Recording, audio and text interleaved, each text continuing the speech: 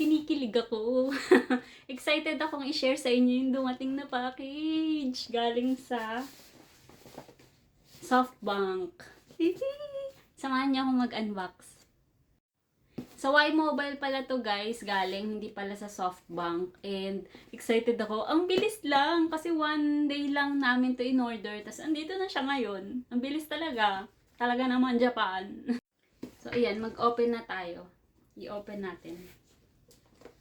Mabilis lang dito guys. Alam nyo ba guys, pagka nag-order kayo dito sa Japan online, one day lang, dadating na agad yung package nyo. Mabilis lang.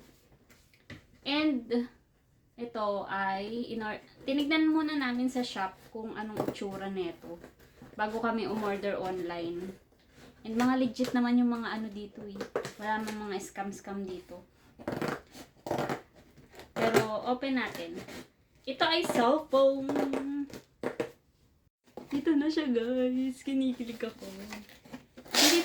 Hindi to iPhone ha. Baka mag-expect kayo ng iPhone to. Hindi. Mapapalitan na yung cellphone na gamit ko. Ayan, yan. Kasi medyo maano na to eh. Medyo naglolo ko na kasi matagal na. And kinailangan na namin kailangan ko na magpalit ng bagong cellphone. Ayan siya guys. Y-Mobile. Ayan guys. Excited ka na? Excited ka na? Excited na rin ako. Siyempre, puro papel. Ay, magagamit ko to. Paggagamitan ako niya. Pang gatong. Hindi, joke lang. Ayan, ay may SIM. May SIM card na kasama. Ito siya, guys. Wait lang. Ayan guys, wala na siyang laman. Chinek ko muna. Ayan, puro papel na. Papel. Wala na, box na. And, ito yung in-order ko. May SIM card pala siyang kasama. Ayun no. Walang SIM card yung in-order namin eh. Ito siya guys. And last year lang to na-release itong Oppo Reno 13A. Ayan. Excited. Ayan guys. Open na natin. iPhone sa aming o-orderin namin yung iPhone 16. Kasi medyo mahal pa yung iPhone 17 eh, 'di ba? Mahal siya. iPhone 16 sana, kaya lang sabi ko masyado pa ring mahal. Ito magkano lang to. Tsaka yung monthly niya mahal. Ito mura lang to guys. Pero kahit na mura,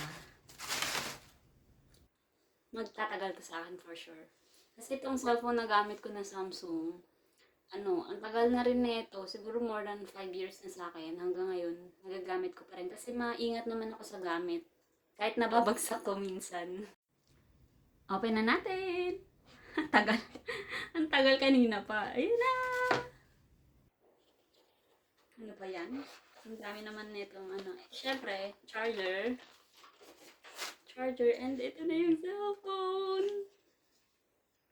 Matibay din to guys itong brand na to Kasi yung papa ko ganito yung brand ng cellphone niya.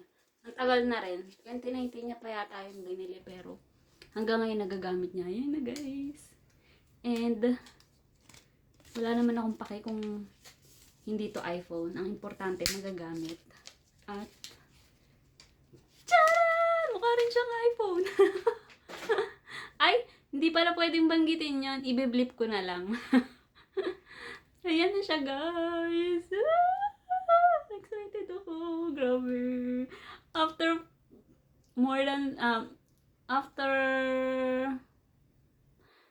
ilang years na ba? 2020 ko kasi nakuha tong cellphone ko. Sobrang tagal na, di ba? O di, almost magsi 6 years na. Grabe. Ngayon lang napalitan. Kaya naman, excited ako. Set up ko lang to guys. Wala pala siyang kasamang charger. Pero Type-C yan siya guys. Type-C. Pero wala siyang kasamang charger. Hinahanap ko wala. Hindi pala charger to. Manual pala yung laman. Tsaka injector. Mga ganito pala. Wala na palang accessories na kasama. Unit lang. Kaya siguro mura. Kasi to 128 gig yung neto. Memory. So, wala pala. Kailangan ko palang bilhan. So, yun guys. At least may bago na akong cellphone. Yun lang muna for today's video. Isa-set up ko na to. Thank you guys. Bye!